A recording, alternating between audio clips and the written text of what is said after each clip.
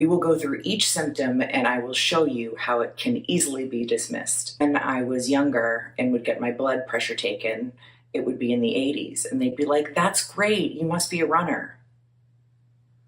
And I said, "No, I only run when I'm being chased." Or in this one instance, I ran after a food truck. If I stood up too quickly, I would see black for about 3 or 4 seconds. But again, this blood pressure, according to doctors, was healthy. When I started taking Adderall for my previously undiagnosed ADHD, I also found I had more energy. And I thought, why is that?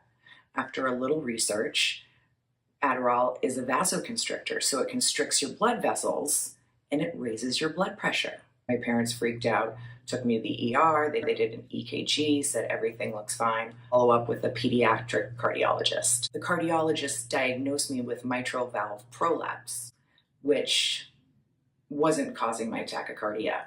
So doctors are like shaking, sweating. Sounds like a panic attack. But the thing was, I was never actually panicked when I would have these symptoms. Subluxed ribs hurt like a mofo. You know, shooting pain, it can hurt to breathe. I sleep much better now since I've gone on the Mestinon, but before I could sleep 12 hours and still wake up and feel totally exhausted. The doctors told me maybe I was sleeping too much to try 8 hours. Anytime I get really overheated, I feel nauseous. If it's a super hot and humid day and I don't drink enough water, nauseous. So before, one flight of stairs would absolutely have me out of breath. Luckily, I don't get too many headaches. If you overdo it, overexert yourself, you kind of feel like you might be coming down with something. You don't actually come down with something. Always the first to get hot, body has a temperature control issue. Do any of these symptoms sound familiar to long COVID sufferers? Long COVID is essentially POTS. If your doctor dismisses your symptoms, just don't let them. POTS treatments. This doctor adds some information that I feel would be extremely helpful to us. Quick review of the basics. So when we stand up, about half a liter of blood comes down into our extremities. This is not a problem for normal people. Whereas with us, we stand up and our body's like, "What you doing?" He was basically able to measure with these very futuristic sensors where the blood goes to when we stand up. And it's a little bit surprising because, as we all have been told, to wear compression stockings from our knees down. In this study, it shows that the least amount of blood drains down to our legs, opposed to our upper thighs and our abdomen.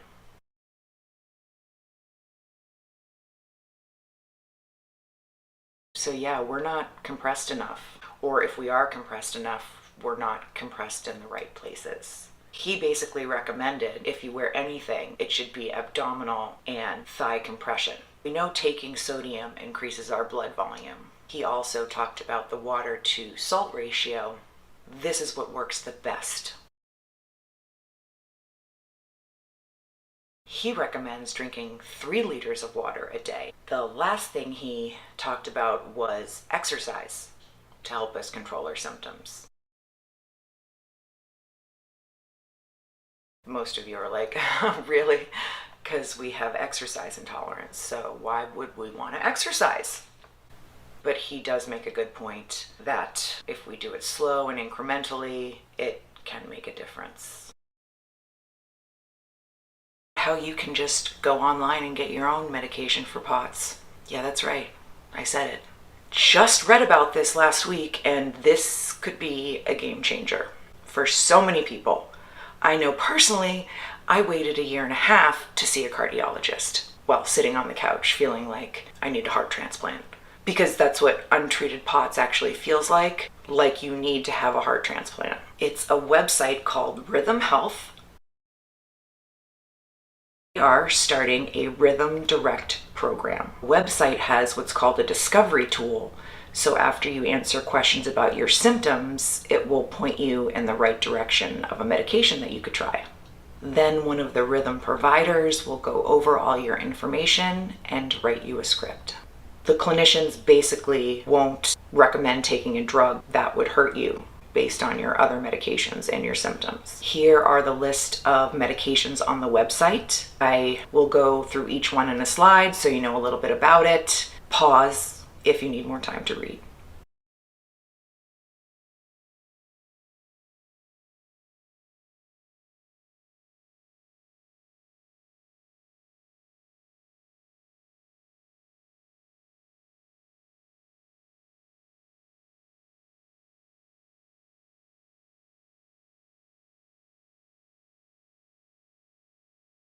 I'm so excited because this puts the power back in our hands when we can't see a provider for over a year. And that's not fair given the debilitating symptoms.